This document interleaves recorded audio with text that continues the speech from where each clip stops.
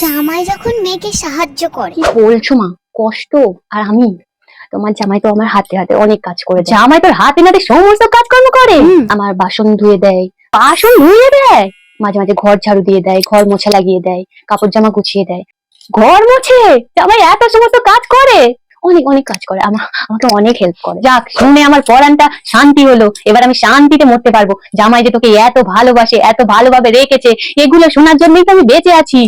আমার যে কি খুব ভালো লাগছে, কি যে খুশি হচ্ছে, তোকে আমি বলে বোঝাতে পারবো না। এইভাবে তোরা দুজনে সারা জীবন সুখে থাক, এটাই দেখে আমি মরতে পারবো, হাসি মুখেই মরতে পারবো। তোমার জামাই থাকতে কষ্ট আমার ধারে কাছেও ঘেঁষতে পারবে না। আমি অনেক অনেক অনেক সুখে আছি। দিদি, তোমার কফি। তুমি তো বিয়ের আগে এই কফিটা কিন্তু খুবই ভালোবাসতে, তাই তোমার জন্য বানিয়ে আনলাম। দাও। সত্যি তুমি অনেক ভাগ্যবতী।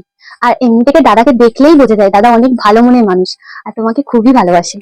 হ্যাঁ, সে তো অবশ্যই, ও মনের দিক থেকে অনেক ভালো। যত সব আদি খেতা। হ্যাঁ, দুজন মিলে যদি একসাথে কাজ করা যায় তাহলে ভালোবাসাও বাড়ে আর সম্পর্কও ভালো থাকে, আর একটু তোমারও কষ্টটা কমে। হয়েছে হয়েছে, যাও গিয়ে রান্না করে রান্নাগুলো সারো, যাও। দাঁড়িয়ে দাঁড়িয়ে কথা শুনছি আমাদের, যাও। হ্যাঁ হ্যাঁ, যাচ্ছি, খাও, নিয়ে আসছি।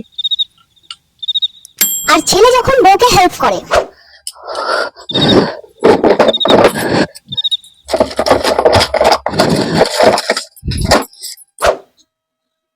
কি করছো তুমি?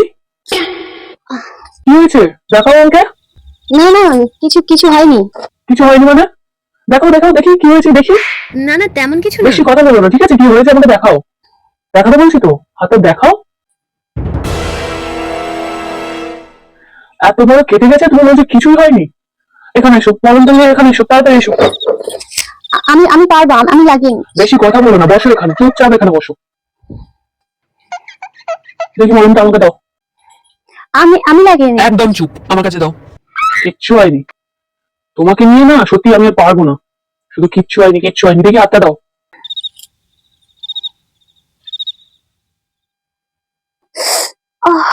ব্যথা লাগছে না? এক্ষুনি ঠিক হয়ে যাবে। এই মলমটা লাগিয়ে দিলাম, সব ঠিক হয়ে যাবে। তুমি একটুখানি এখন রেস্ট নাও।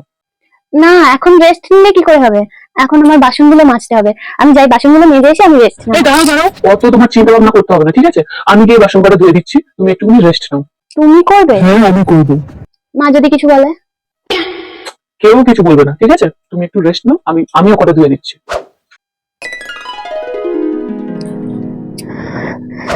বৌমা, কার বলে তুমি আমার বাবুকে দিয়ে বাসন ধোয়াচ্ছ? হ্যাঁ, তুমি আমার বাবুকে দিয়ে বাসন মাজাও, হ্যাঁ, আর নিজে বসে বসে আয়েশ করছো। আমি ওকে ওই জন্য তুমি দাঁড়িয়ে দাঁড়িয়ে আমাদের মা মেয়ের কথাগুলো শুনছিলে, তাই তো?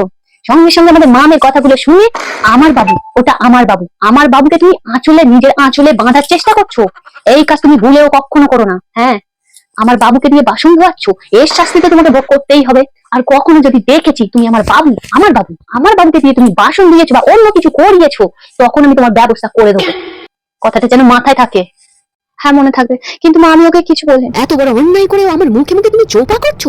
এত সাহস পাও কোথা থেকে তুমি? হ্যাঁ, ও আমার বাবু, সারা জীবন আমারই থাকবে, ঠিক আছে?